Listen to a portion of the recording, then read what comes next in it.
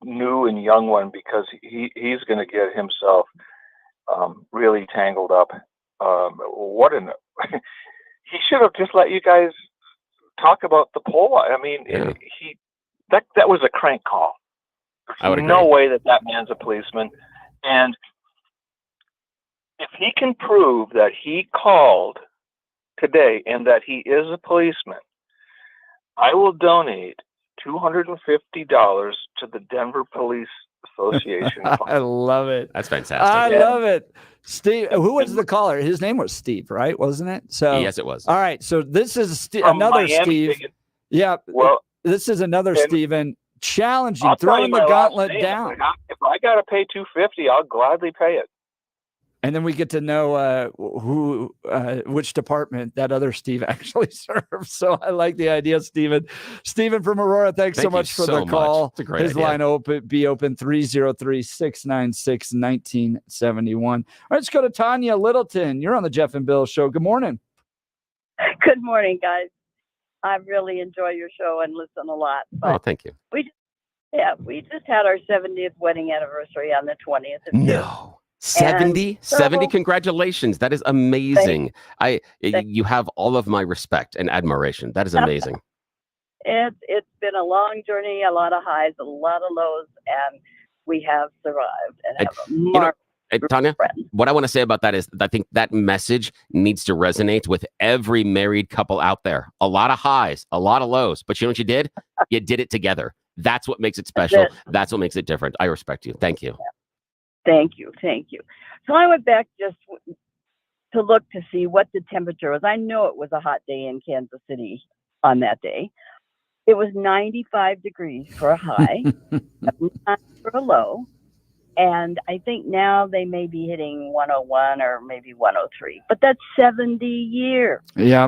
No, So I looked at that. I love, Tanya, that you did that. We're just out of time. Thank you so much for the call, and congratulations on your wedding anniversary. But pointing out, things haven't changed that much. Yeah, temperature is mostly the same. All right, we'll continue. You're listening to the Jeff and Bill Show. News Talk 710 KNUS. Neither one of us are law enforcement.